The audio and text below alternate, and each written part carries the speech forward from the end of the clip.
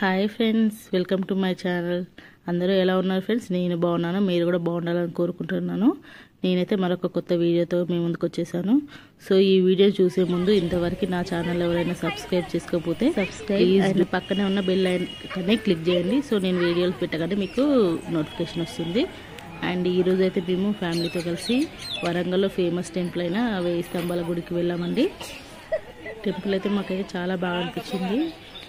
కానీ మేము కొంచెం ఆఫ్టర్నూన్ టైంలో వెళ్ళాము. సో మీరు మార్నింగ్ టైంలో వెళ్ళాలనుకుంటే మార్నింగ్ టైంలో వెళ్ళండి. సో చాలా బాగుంటుంది టెంపుల్ అయితే.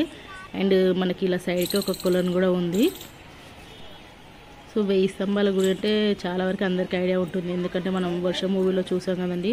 చాలా సీన్స్ ఇక్కడే తీశారు. టెంపుల్ చూస్తుంటే అయితే చూడాలనిపిస్తుంది, ఎందుకంటే కట్టడం చాలా బాగుంది.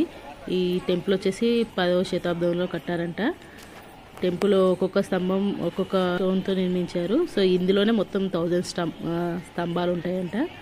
అండ్ బయట ఎంత వేడిగా ఉన్నా లోపలికి వెళ్ళగానే మాత్రం చాలా కూల్గా ఉందండి. అసలు ఎంతసేపు అయినా బయటికి రావాలనిపించట్లేదు. లోపలైతే చాలా కూల్గా ఉంది. సో చూస్తున్నారు ఫ్రెండ్స్ ఎంత బాగుందో కట్టడం అయితే. సో లోపల వీడియోస్ నేను తీయలేదన్నాయి, ఎందుకంటే లోపలికి ఫోన్ అలో చేయలేదు. ఇప్పుడు ప్రజెంట్ చూస్తున్న టెంపుల్లో అయితే శివుడు ఉన్నారండి. పూజలు కూడా చేస్తున్నారు. మధ్యలో దీనికి ఆపోజిట్ మధ్యలో నంది ఉంది. ఆపోజిట్ ఇంకో టెంపుల్ సేమ్ ఇలానే ఉంది. మేము వెళ్ళిన రోజు అయితే చాలా రష్ ఉందండి. మేము వినాయకుడి నిమజ్జనం రోజు వెళ్ళాము. సో చూసారు ఎదురుగా టెంపుల్లోనే వినాయకుని కూడా పెట్టారు. సో వీడియో అయితే ఇక్కడ వరకే తీసామండి. లోపల టెంపుల్ ఎలా ఉందో తీయలేదు. చెప్పాను కదా, ఇక్కడ వరకే ఫోన్ అలో ఉంది, లోపలికి అలో లేదు. అండ్ ఇది వచ్చేసి నంది అండి. చెప్పాను కదా 2 టెంపుల్స్ మధ్యలో నంది ఉంటుందని. సో అది వచ్చేసి ఇక్కడే. మనకి ఇక్కడే వర్షం మూవీలో చాలా సీన్స్ కూడా ఉంటాయి.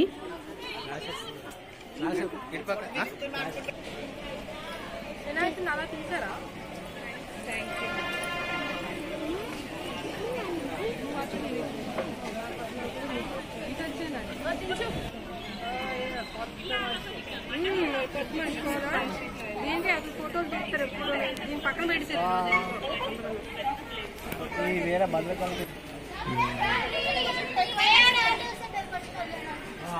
మళ్ళీ కొత్తగా తెలిపి ఈజీగా అక్క ఫోటోలు